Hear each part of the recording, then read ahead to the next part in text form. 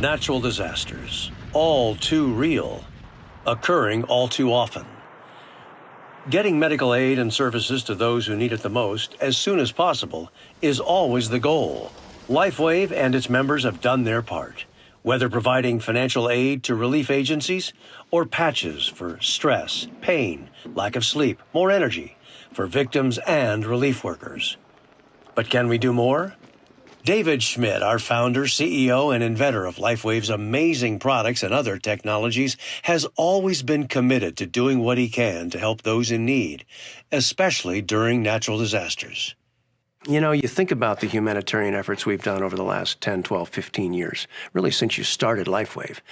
You've always had a heart for whether it's called giving back or helping others or whatever, no matter the country, no matter the situation, these natural disasters that occur.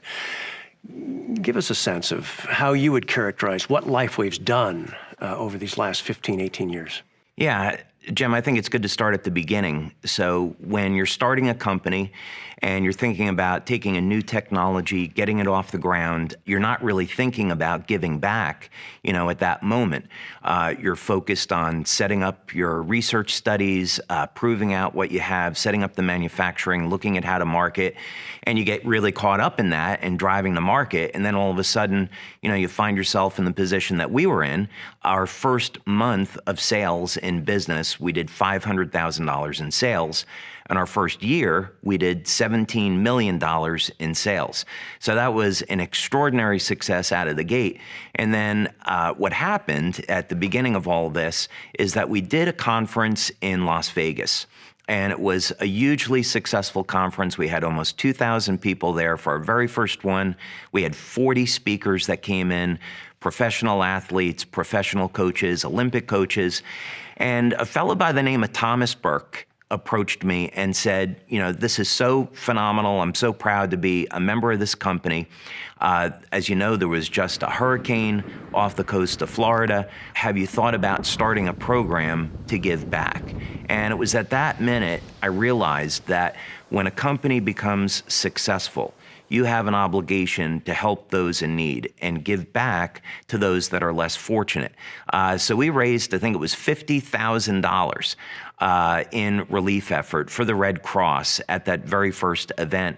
And that's what kicked off our effort to be in this program of giving back to others. And there always has been member involvement, right? I mean, regionally sometimes, they're the ones pulling LifeWave into the area because they're in the middle of a tragedy, right? The members that we have in our community globally are absolutely extraordinary people. They have always been there to help those in need. So we had a situation in Australia where there were the bushfires and there were LifeWave members that were there to give back and provide financial assistance, patch people, provide medical aid. We've had victims of earthquakes in Indonesia, earthquake in Italy, of course, multiple hurricanes, and LifeWave members have always been there personally to provide medical aid and assistance. And recently we had those floods in Germany and in Japan. Remember, almost back to back over a period of 6-8 months. There's always something happening where LifeWave wants to step up, right? Usually what happens is there'll be some type of natural disaster, something will happen, and LifeWave members will respond immediately and say, hey, I'm trying to help out with this situation. Can the company get involved and provide some kind of assistance? So in the case of the flood in Germany, we responded right away with a donation to the Red Cross. We sent patches out to members so they could be there to help people with relief of pain, coping with the stress, and helping with sleep. So this has been an effort that has been driven both from the company and from the member community. But you've mentioned from time to time some level of frustration that sometimes it takes weeks just because that's the way the administrative side of getting a check to somebody, or actually where do we send the patches and who's going to be there to take this whole dynamic of logistics and getting what you want to give into the theater where there's a problem. That's been frustrating for you, hasn't it been? It has been. Let's take the situation that just happened in the Ukraine, and there was this global outpouring of what was going on with the refugees, right? So the war is a terrible thing, and we have families that are having to retreat into Romania, into Poland. And the first thing that we did as a response was we donated money to the Red Cross to provide medical aid. We donated money to UNICEF to specifically go to the children that were affected by this. We donated supplies and patches to our members in Poland and Romania. The problem, that's all a great thing, but the problem with it is that it took weeks to get all of these things arranged. And so the frustrating part for me is that these are people that need help now, not in a couple of weeks, they need help now. And so it was these type of incidents where I began to think that I would like to have the capability to provide medical aid, provide relief effort to people within a 24-hour period. And so the question was, how could we do that? Could we apply some things that we do really well, like innovation and product development? Could we put those skills to use and develop a system where we could take matters into our own hand and within 24 hours provide the relief that people need? Well, that's interesting. So you started to apply your technical awareness, your technology awareness, and so how do you begin? Yeah, so actually this began with my son. So like a lot of young men, he was uncertain about the direction that he wanted to go in life.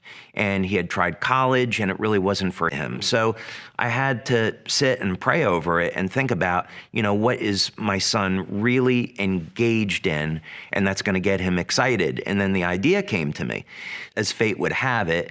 Before LifeWave, I was developing emergency equipment for the Navy, and one of the things that I specialized in was power generation.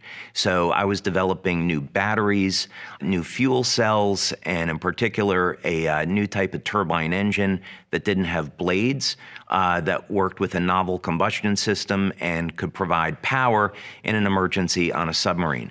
So this was something that myself and my team were doing back in the 90s. So I approached my son and said, Matt, I have this idea of a project that you and I could work on together, and here's what would be involved. And he immediately got excited about it. And he decided to drop everything else that he was doing. And he moved back to Florida, where I am now.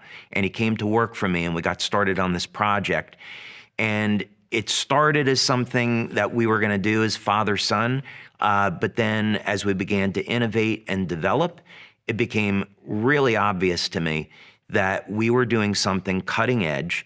This was going to be much, much bigger than a simple, project or hobby, and that we could help an enormous number of people if we applied what we were learning and doing to this project. So it started out pretty humble and simple, and it developed into something which I think today is incredibly extraordinary.